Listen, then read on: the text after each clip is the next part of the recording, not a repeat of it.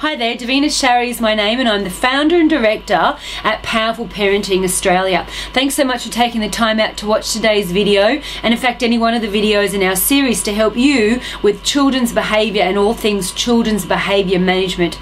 Okay, click to like us at the end of today's video, subscribe, it's free, share the video, and maybe check out the fantastic discount promotional offer that we've got going for you down there under today's video. Today's video is actually the second part of a two-part video in which we discuss the 10 strategies to help you become a more effective and powerful parent as far as behaviour management goes. So today we'd like to continue and look at strategies number 6 to 10. Okay, let's get started. Okay everyone, as we said in the first video, as parents and teachers we really do want our children to grow up to be healthy, happy, responsible and well adjusted. There really are some powerful strategies that you can implement that will not only help your child achieve this, but will assist you in your behaviour management and inspire, uplift your family at the same time. So let's continue. Number 6, strategy number 6, say no to the timeouts. Make the commitment not to resort to timeouts. You know, timeouts were originally designed in the 1960s as an intervention technique whereby a child who had demonstrated antisocial behaviour was placed on a chair.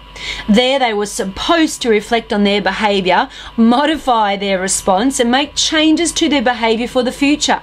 Comprehensive research now tells us that nothing could be further from the truth. Studies now show us that most young children, when questioned, can't even remember why they were sent to the timeout chair in the first place, and rather than modifying their behaviour, many young children in much of this research reported feelings of sadness and fear, of not being liked and of feeling alone and disliked. Many older children simply return to their old patterns of behaviour without making any changes. Another prominent issue with timeouts is that they have a huge potential to be used as punishment, and often are.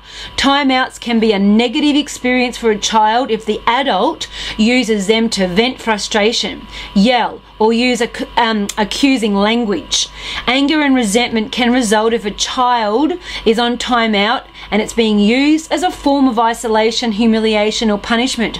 There's also the problem of what do you do when the child refuses to go to timeout? Such a scenario can escalate to the point where both the adult and child are absolutely exhausted and upset. There are many more issues that we could identify as to why timeouts are so problematic, but due to the limitations of today's video, let's just say that we, as well as many other behaviour management experts and specialists, are now passionately questioning the effectiveness of timeouts. We here at Powerful Parenting Australia advocate that rather than expending your effort and energy on getting your child to sit on a timeout chair, you invest the same amount of time needed to explicitly teach your child the behaviour skills they need for behaviour management success.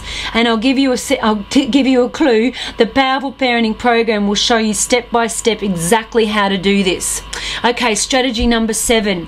Please implement a no yelling and anger policy for the whole family. Now what do we mean by this? No matter how often you yell or raise your voice at your child, responding to children in anger is a form of toxic behaviour management. It's damaging and it will work against you, your child and your child's behaviour. Any behaviour management approach that tries to keep children under control through yelling is counterproductive for children learning about behaviour, being respectful or having control. Adults who react with high emotion and who yell are actually teaching their children that yelling is a legitimate and valid way to problem solve when there's an issue to be sorted out. Think about it just for a minute. You are teaching your child each and every day through the way you respond to others, react, behave and problem solve. Your actions and your words are teaching. What you teach, your child will learn. It's really as simple as that. Children don't unlearn things either when they're at the school gate. So if you are raising your voice in the home to get your way, expect your child to do exactly the same when they get to school. By implementing this friendship rule of no yelling or screaming in the house, and by sticking to it, you model the standards of behaviour and communication that you expect and that you expect your child to be learning. Make sure the signs are posted sit in prominent positions all around the house, and introduce the friendship rule and discuss it with your child. Explain why you're implementing the new rule and how you might both make it work. How will you problem solve times when you are both upset? It may be that you also need to be explicitly teaching your child the behaviour skills they need for success to accompany this new rule, but while teaching is happening, you can look at this as a new standard and as a reminder to both of you of how you should be talking to one another. Okay, number 8, ensure that bedtime is sacred. And this is a really valuable strategy, mums and dads. Bedtime should be a special time that you set aside for being together and for building on your relationship. As a parent, try to approach this time as sacred. It is a time when you and your child can talk together or read together, listen to one another, discuss things, or simply have a cuddle. Schedule in this special time every night and place value on being with your child during this calm time of the day. Okay, number 9, build your child's inner strength and self-esteem. How important is this strategy? Okay, let's look at some of these typical quotes we hear coming from parents and from teachers.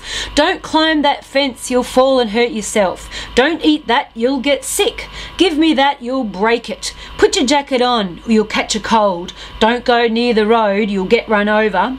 You know, when you think about it, we really do teach young children some fairly shocking things. It's no wonder some of them learn at a very early age to be worried, stressful and fearful about their world. As parents and teachers, there are things we can do to help children develop more courage, fortitude, self-esteem and confidence.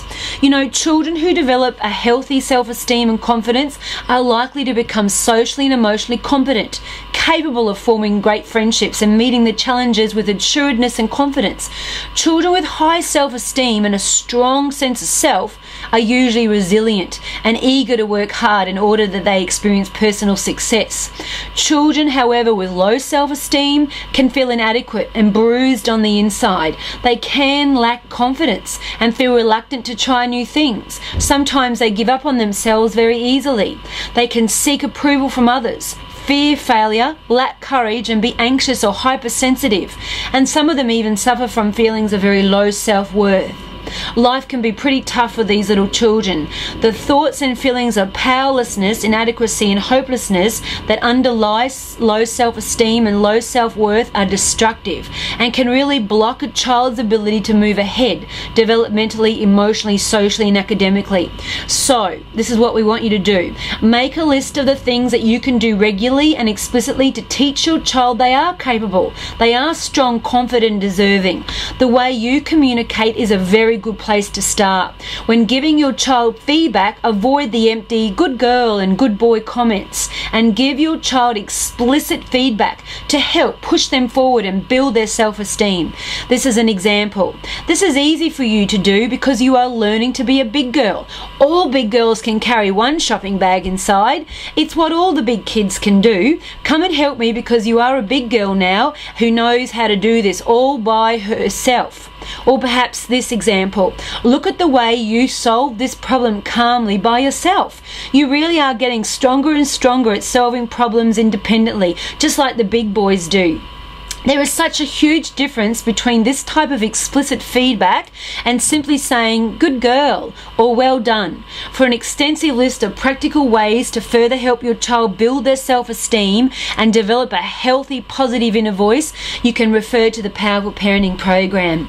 And lastly, mums and dads, and this is a big one for me personally, focus on uplifting language. You know, uplifting communication inspires children. It pushes them towards a desired behaviour. All communication has a repercussion. As a parent, you must focus on communication that builds respect and inspires great behaviour, powerful choices and self-control. Your communication is an important teaching tool. Always choose success-laden language. You can drive your child towards a desired behaviour with carefully chosen success-laden language. Actively look for opportunities to set your child up for behaviour management success.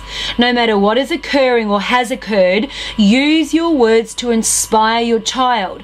Even when things go wrong, You can push your child towards making positive changes through your language and the words you choose. Just look at these two examples. Oh, look at this. You've spilt your drink again. How many times have I told you not to drink? Take your drink to the lounge. You just don't listen. Or this example, you got your drink ready all by yourself, just like the big girls do. Next time, when you remember to drink this drink at the table, you'll be making a very grown-up decision. Help me to clean up this drink now, and next time, I just know you'll help me and drink your drink at the table, because that's what the big helpful kids are learning to do. There's a huge difference, mums and dads, between those two examples. Okay, everyone, that's the end of today's video. We really do have so much more that we could be sharing with you. At Powerful Parenting Australia, our mission is simple. We aim to equip and empower you with the most effective strategies that we have, and in doing so, we hope to ensure that you not only succeed with behaviour, but excel at behaviour management. Thanks so much for joining us today, and we really do look forward to talking to you next week. Thanks for listening.